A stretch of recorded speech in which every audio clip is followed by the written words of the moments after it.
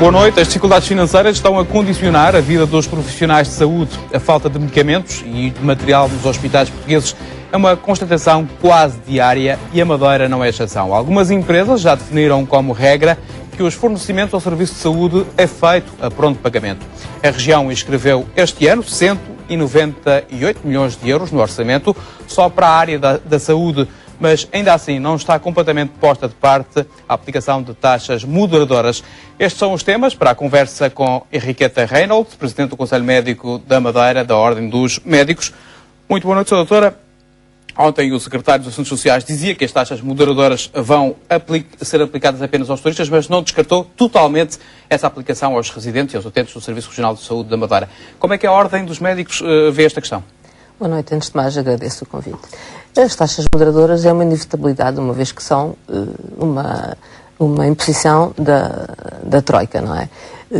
No entanto, a Ordem não pode de maneira nenhuma estar de acordo, acha que é um cofinanciamento da saúde que é mais uma sobrecarga para os doentes, uma vez que já estão a financiar a sua saúde com os seus impostos, e este agravamento das taxas só vai aumentar a insegurança nos doentes, porque vai-se passar para a decisão do doente saber quando tem uma dor, se deve ir ou não à urgência, se deve ficar em casa e esperar para o dia seguinte. Isto vai desresponsabilizar o Estado em termos Acha que muita gente é capaz de não ir à urgência só para não pagar uma taxa? Acho que sim. Aliás, não é por acaso o aumento do número de mortes que nós temos vindo a ver nos telejornais, nomeadamente no continente. Não é por acaso que as pessoas têm morrido mais, porque então, as dificuldades financeiras fazem com que as pessoas não só não vão à urgência, como não compram os medicamentos. E isso tem uma repercussão negativa a nível da saúde do país. A solução seria não aplicar estas taxas moderadoras? A solução era não aplicar as taxas moderadoras. Há seguramente outros métodos de fazer poupança, outros métodos de financiar a saúde. Não pode ser à custa do doente que já está a ser penalizado o preço dos medicamentos, pela dificuldade nos transportes, pelo encerramento das urgências. Eu acho que o que tem de haver é uma melhor organização e uma priorização do que é mais necessário à saúde, e então, a partir daí, fazermos cortes, sabendo bem que a responsabilidade, num país em crise, os cortes são uma tentação. É muito mais fácil cortar a direita. Agora, a responsabilidade dos gestores não é só fazer cortes, é ouvir os profissionais. São os profissionais que estão perto do doente e que estão perto das situações, nomeadamente os cuidados primários de saúde. São os profissionais que têm a noção do que é bom e o que é menos bom e o que é mais execuível para melhorar a saúde. Os nossos médicos de família são especialistas com diferenciação igual a um especialista hospitalar. Portanto, eles têm capacidade de seguir os seus doentes, e o conhecimento que têm até pode-se evitar muitos exames complementares, porque o conhecimento é tão profundo dos seus doentes, que é um número limitado de doentes, que pode haver se houver um investimento nos cuidados primários, por aí pode haver poupança. Não se pode falar em poupança sem falar em qualidade. Não há poupança com qualidade. E as dificuldades e o risco para o doente nos cortes cegos têm de ser assumidas pelos gestores e têm de ser assumidas. Não podem ser os médicos a ser cúmplices desses cortes. Quando diz que falta a organização e que é preciso alguma organização dos serviços, isso quer dizer que o serviço está desorganizado neste momento? Não, eu não digo que o serviço está desorganizado. Eu digo é que precisa de ser melhor organizado. Tem de haver um investimento nos cuidados de saúde primário para, então, fazermos uma racionalização a nível hospitalar. Não podemos... A racionalização não pode ser impor taxas para os doentes não podem pagar, não vem à urgência, não. Tem de se começar pelos cuidados de saúde primários para haver uma melhor cobertura. Os utentes estão seguros que têm médico de família disponível 12 horas, ou das 8 às 20, ou inclusivamente durante a noite com as urgências abertas. Essa organização é que tem de ser feita. Este ano há mais de 30 milhões de euros no orçamento que é destinado à saúde, passa de 168 milhões de euros para 198 milhões de euros. Quais são as principais carências do Serviço Regional de Saúde? Tem havido falta de material? Já se começa a notar alguma falta de material. A boa notícia é que os profissionais são dedicados e que têm capacidade de gerir e de improvisar, e é à custa dessa improvisação e dessa boa gestão dos profissionais que conseguimos manter a qualidade dos cuidados. Eu receio é que este aumento do orçamento, para além de ser, não sei se é suficiente para pagar a dívida dos hospitais e do Serviço de Saúde, se não houver organização, se não houver priorização, se não houver racionalização de gastos, ou mesmo partilha de serviços, receio que daqui a uns 2 ou 3 anos estamos com a mesma dívida, porque vamos pagar, mas vamos continuar a gastar. Que tipo de material é que tem faltado, Sra. Doutora?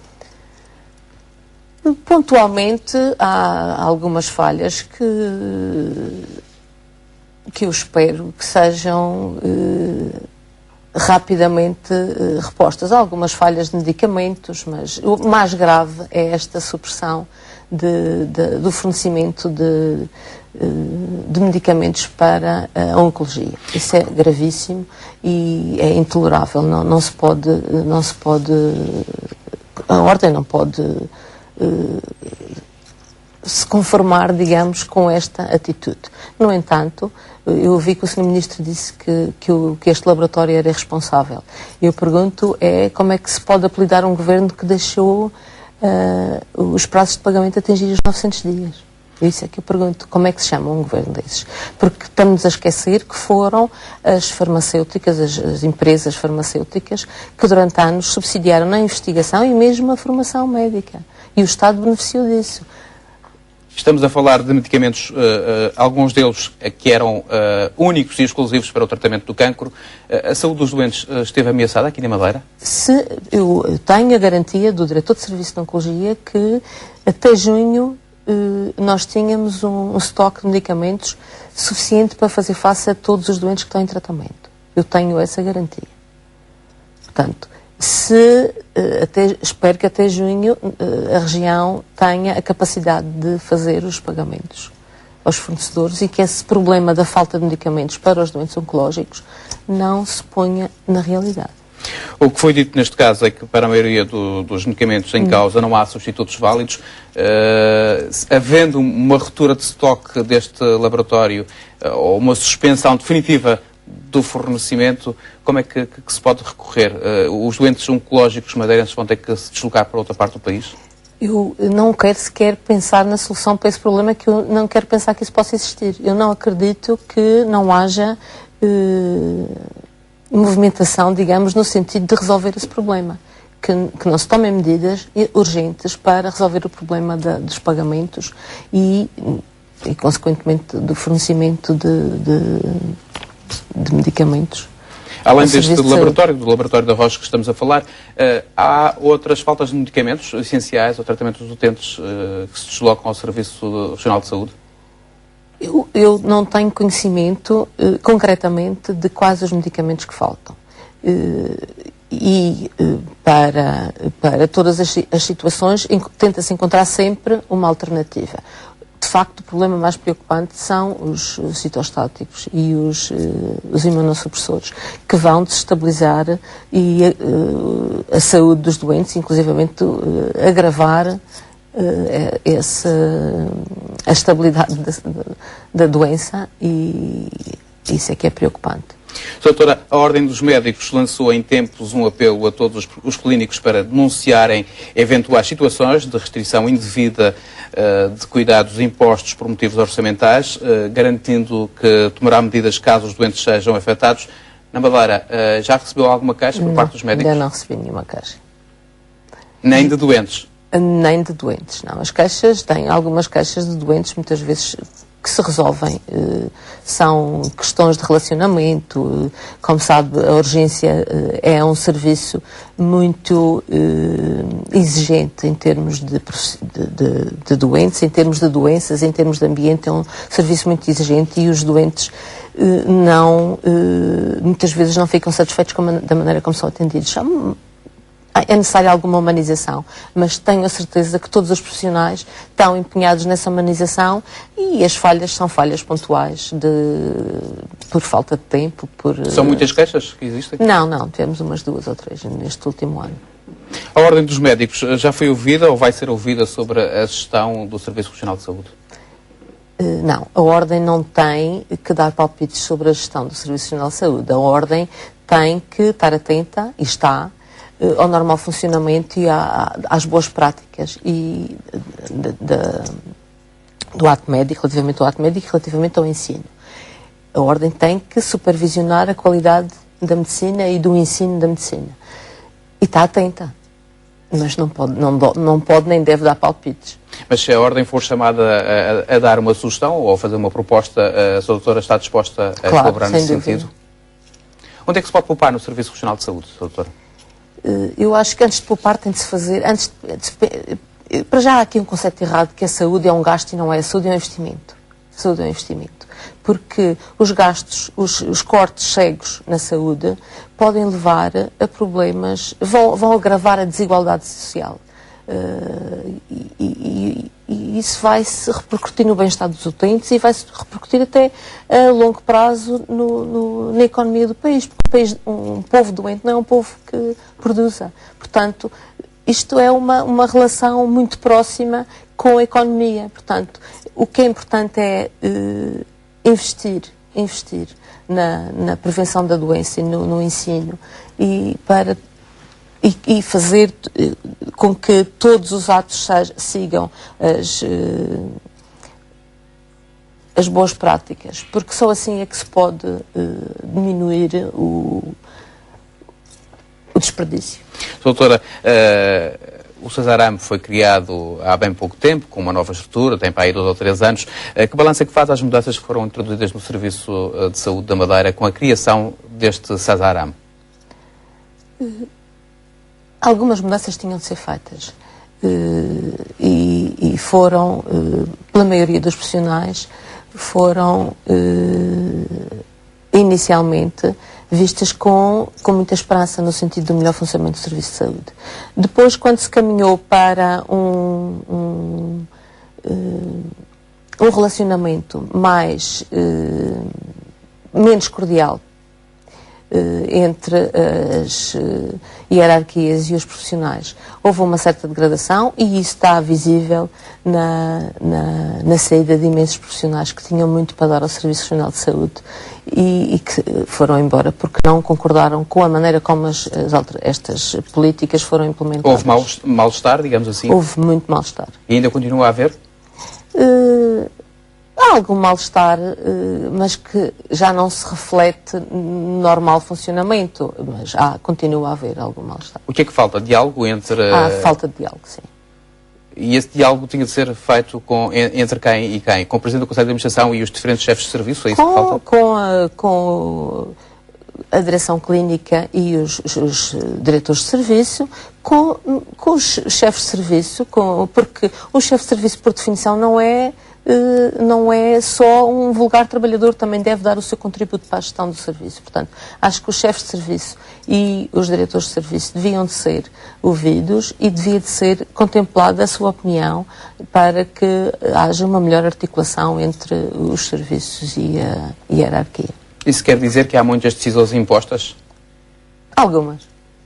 Doutora, portanto, ainda se pode deduzir das suas palavras que é necessário mudar muita coisa no Serviço de Saúde da Madeira? Eu não diria muita coisa. Bastava diálogo. Bastava, se calhar, inverter esta linha de imposição de medidas. É uma crítica que faz o Dr. Miguel Ferreira, como Presidente do Conselho de Administração do Cesarame? O Miguel Ferreira, como Presidente do Conselho de Administração do Cesarame, está lá há pouco tempo, não é propriamente... Mas já foi diretor clínico, também já teve algum peso decisório, digamos assim. É uma crítica que eu faço à hierarquia. Houve de facto uma falha de comunicação entre as hierarquias, quer seja do Conselho de Administração, quer seja da Secretaria dos Assuntos Sociais, quer seja da Direção Clínica. A saúde está muito burocratizada? Há muita burocracia na saúde? Cada vez menos temos... a burocracia tem sido cada vez menor, digamos.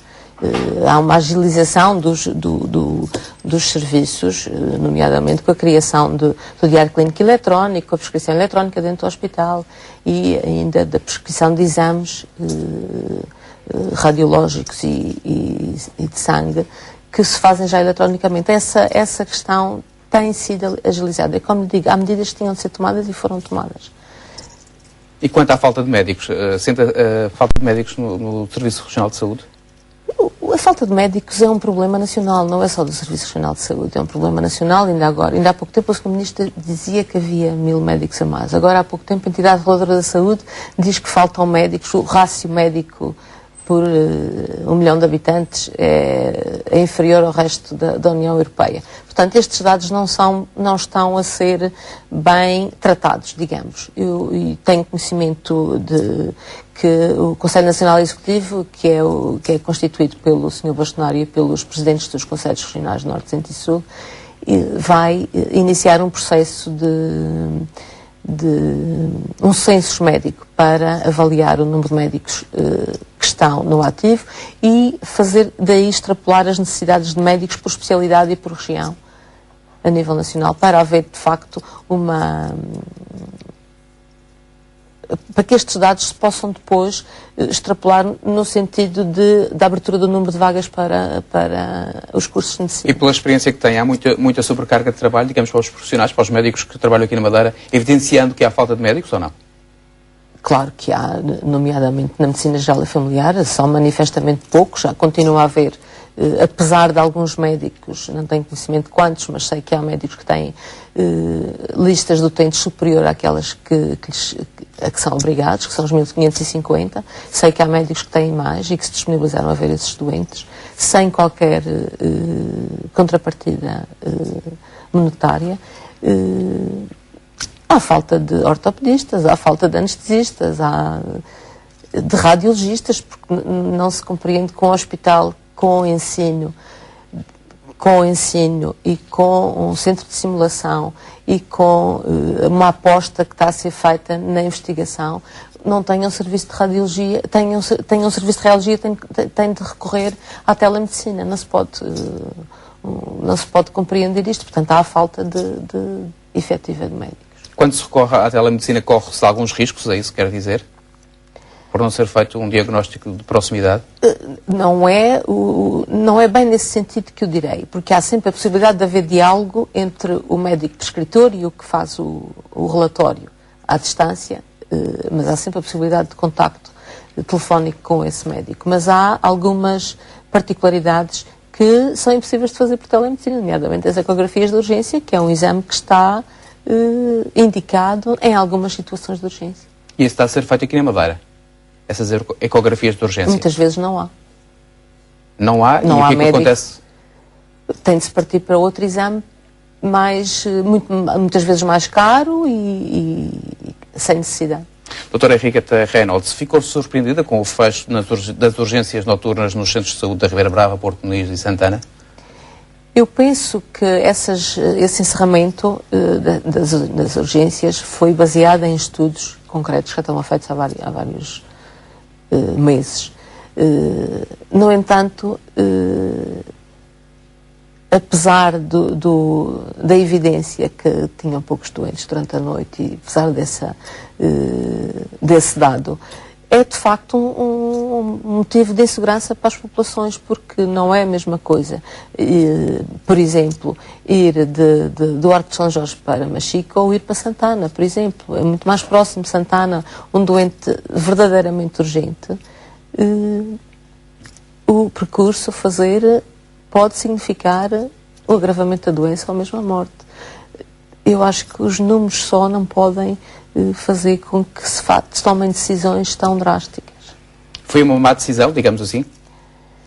Foi uma decisão que não foi tomada na altura certa, porque se tivesse havido, como já falei e como que defendo, se tivesse havido um maior investimento nos cuidados de saúde primários, em que haja uma maior cobertura, que haja médico, pelo menos até às 20, um médico, uma consulta aberta ou uma urgência, que o doente saiba que tem a quem recorrer, e que haja essa organização vai fazer com que os doentes se sintam mais seguros. Doutora, isso não impede que, se houver uma urgência, é sempre mau. Não podemos fechar as urgências porque não há doentes, porque pode haver um acidente grave, como houve em São Vicente há uns anos atrás. É evidente que a vinda de São Vicente para o Funchal é muito rápida, mas o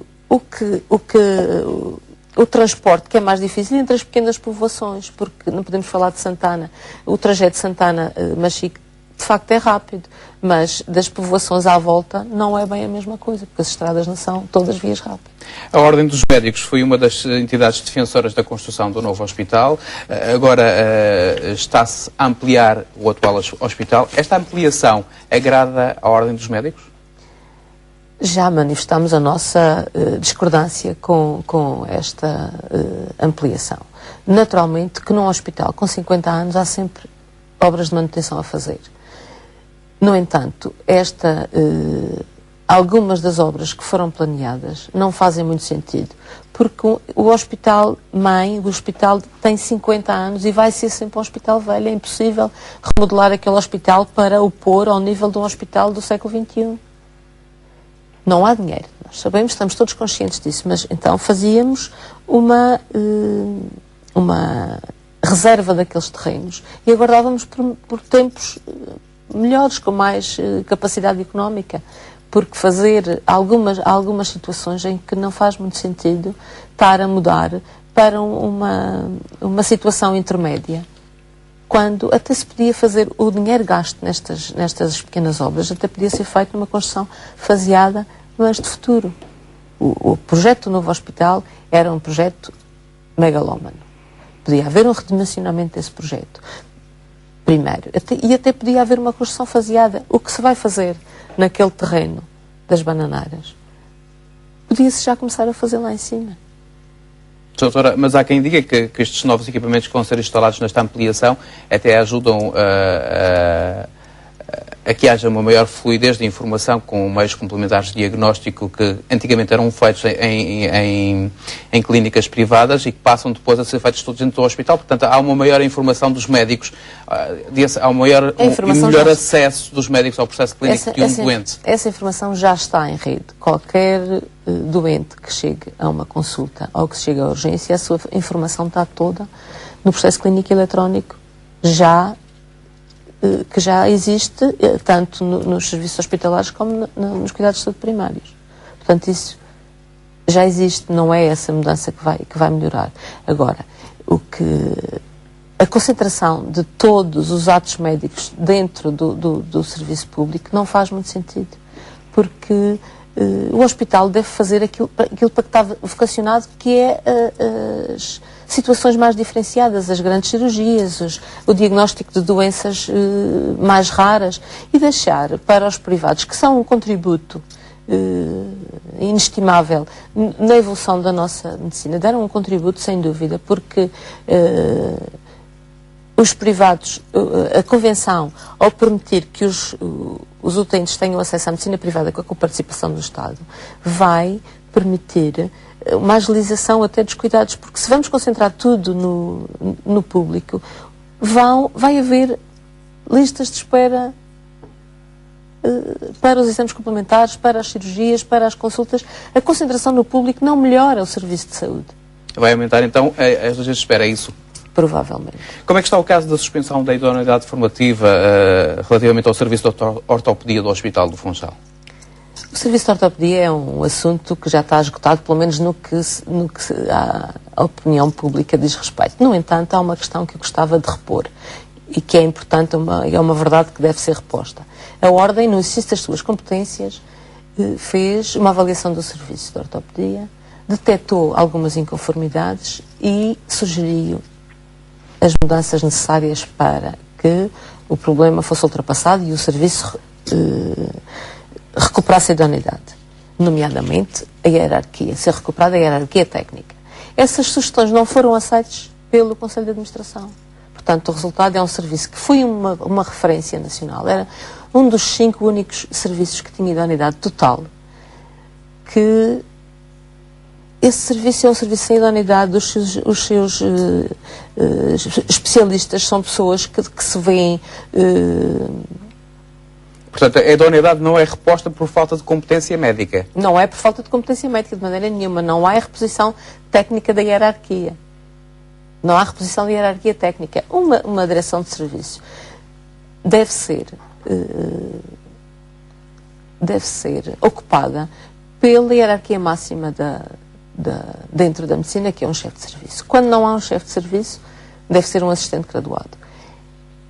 E aquele serviço tem 4 chefes de serviço e não sei quantos assistentes graduados, portanto não há razão para não ser um chefe de serviço. Mas isso é uma questão que já ultrapassa a ordem dos médicos. A ordem sugeriu. E quem é que não desbloqueia o processo? É o diretor clínico ou o presidente do Conselho de Administração do Sasaram? Não sei quem foi.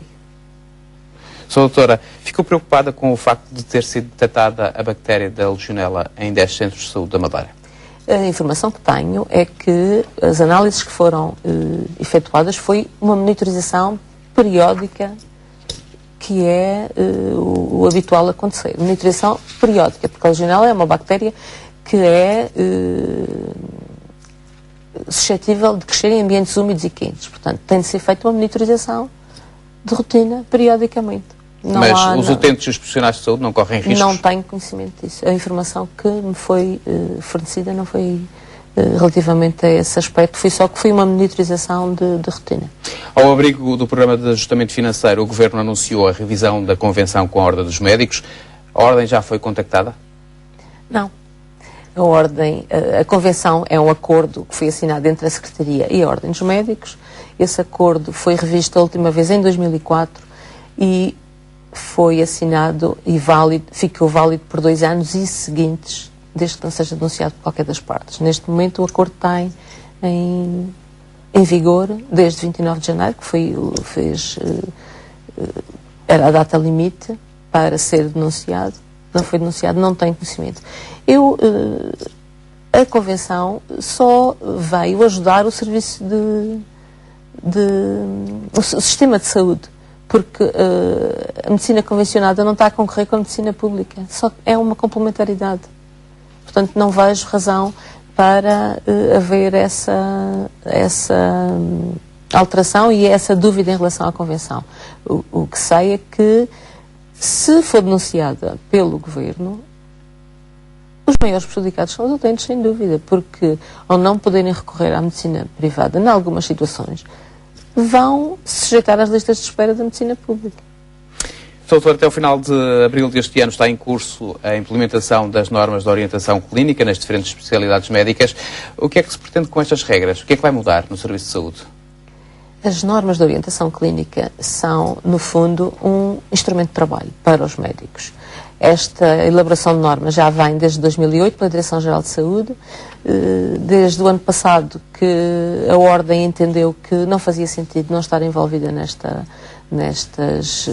elaboração destas normas e foi assinado um protocolo com a Direção-Geral de Saúde. Esse protocolo assegura que todas as normas são elaboradas em conjunto com os colégios da especialidade e com o Conselho Nacional para a Auditoria e Qualidade e a Direção-Geral de Saúde. Portanto, os médicos têm uma garantia que estão profissionais envolvidos naquelas normas e não passam de a transcrição e a adaptação ao país de guidelines internacionais, que são aquelas que nós já seguíamos. Portanto, em termos de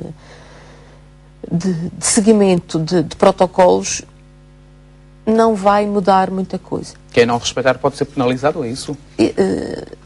ou apenas os serviços? Em princípio, estas normas estão ainda em audição, nós todos podemos fazer sugestões e só a partir de abril, ou de março ou abril, é que estas normas ficam em uso e são vinculativas.